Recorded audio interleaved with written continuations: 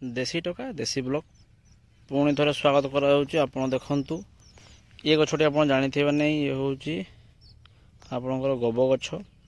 तो ये जो रथ मानक बिक्री हो फटका से केमी बाहर मुझे बतेबी गोटे पत्रटे आम ने प्रथम देखुवे ये पत्रु जमी से भाया फुण फुण बाहर ताहा मुझे देखी पत्रटी प्रथम ये खंडे खंडी सारापर ये भाया करेंगे